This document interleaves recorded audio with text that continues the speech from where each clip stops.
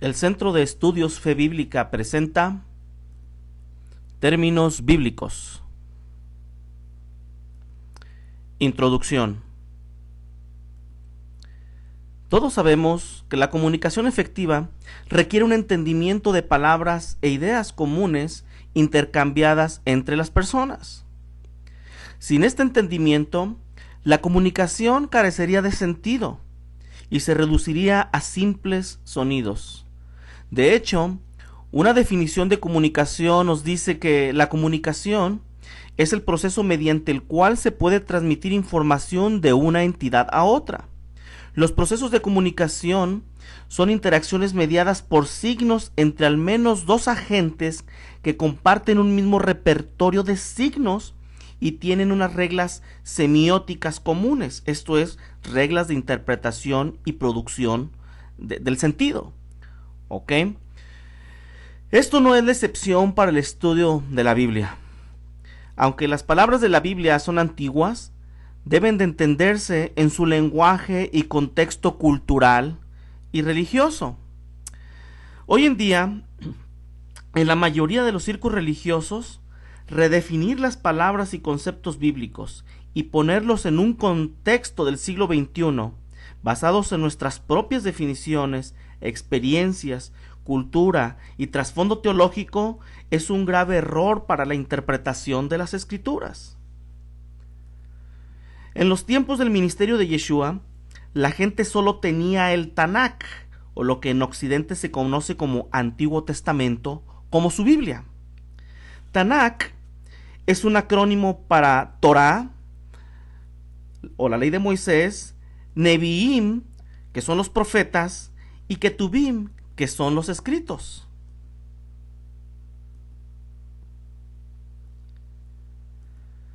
Por supuesto que no había algo llamado como Nuevo Testamento en los tiempos del ministerio de Yeshua. Yeshua y todos sus enviados, o los apóstoles, se referían solo al Tanakh para probar sus conclusiones. Así es que hoy, al leer el llamado Nuevo Testamento, la mayoría de las veces olvidamos este principio. Todo lo que leemos en el llamado Nuevo Testamento debe ser validado por la Torá, Neviim y Ketubim, esto es, la ley, los profetas y los escritos. No es lógico probar algo con la misma evidencia. Veamos ahora Hechos 17, del 10 al 11. Y leemos así. Inmediatamente, los hermanos enviaron de noche a Pablo y a Silas hasta Berea. Y ellos, habiendo llegado, entraron en la sinagoga de los judíos. Y estos eran más nobles que los que estaban en Tesalónica, pues recibieron la palabra con toda solicitud, escudriñando cada día las Escrituras para ver si estas cosas eran así. De acuerdo a este pasaje, los bereanos examinaban las Escrituras para ver si lo que decía Pablo era verdad. ¿En qué parte los bereanos confirmaban las enseñanzas de Pablo? No en el Nuevo Testamento, por supuesto. Sus conclusiones estaban basadas en su Biblia, el Tanakh, esto es, la Torá, o la ley, los profetas y los escritos. Para entender el concepto y el uso de una palabra, debemos ir a donde la palabra nació.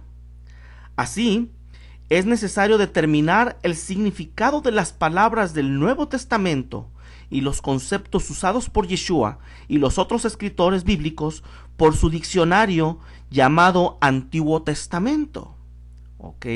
Sin una apropiada definición de términos basados en la Escritura, será fácil que caigamos en errores doctrinales.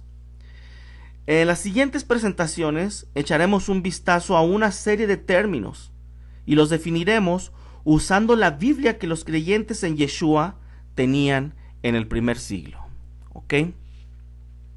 Veamos el primer término o concepto: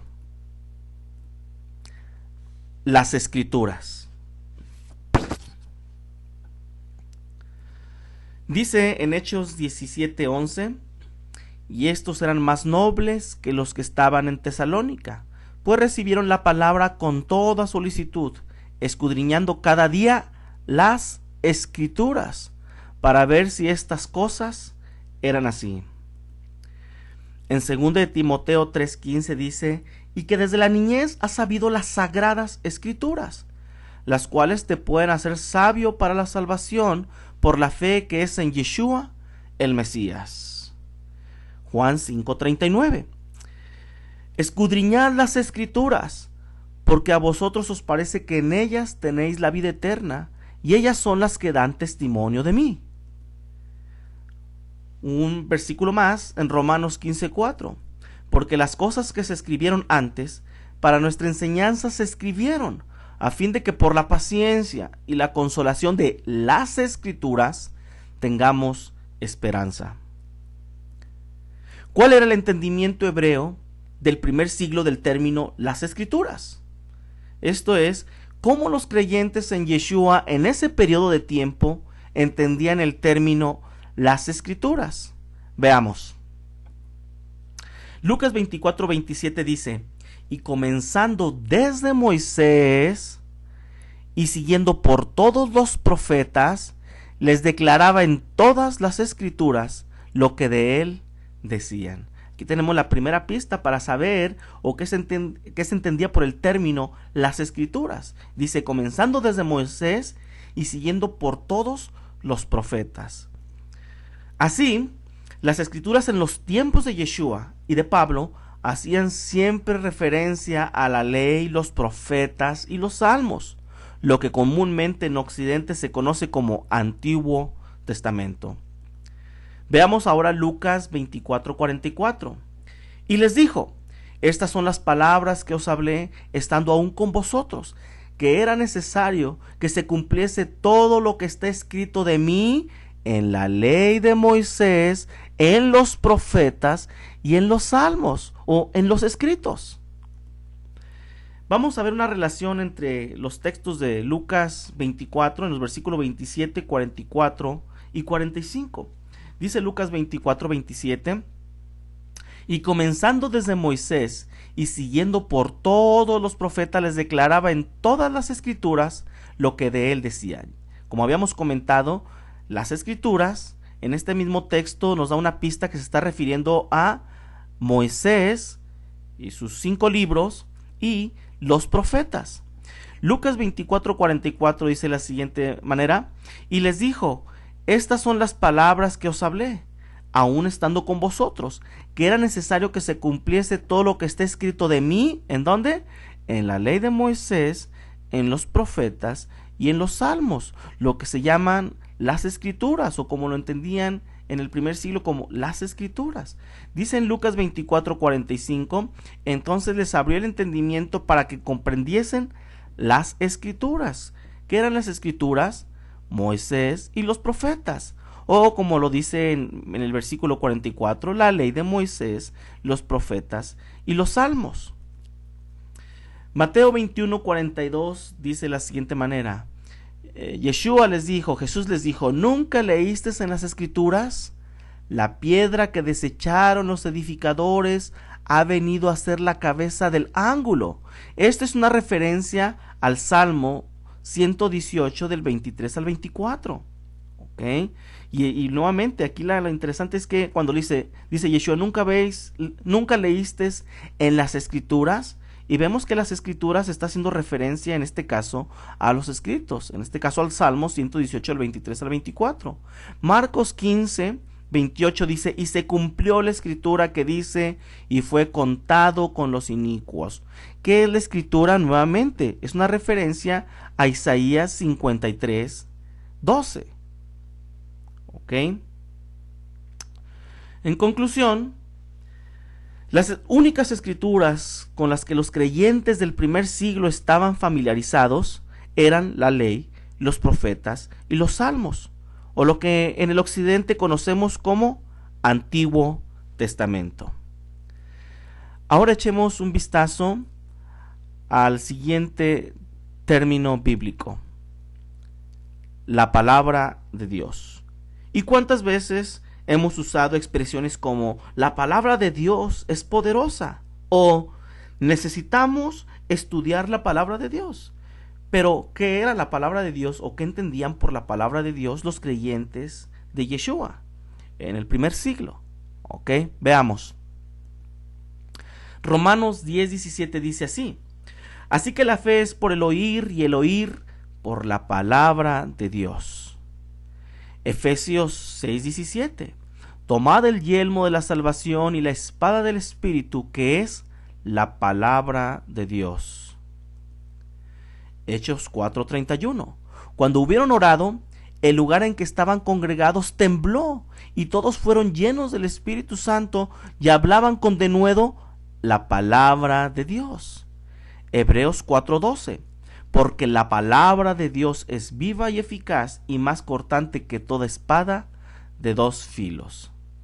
Ahora veamos en el diccionario, nuestro diccionario llamado el Tanakh, o lo que en Occidente se conoce como Antiguo Testamento, qué era la palabra de Dios.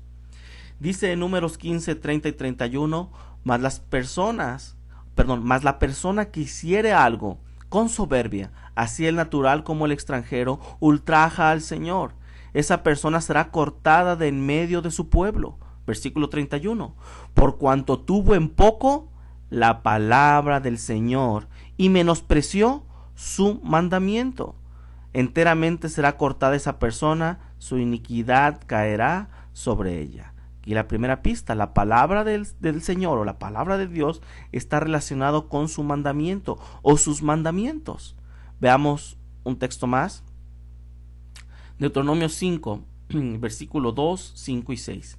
El Señor nuestro Dios hizo pacto con nosotros en Horeb.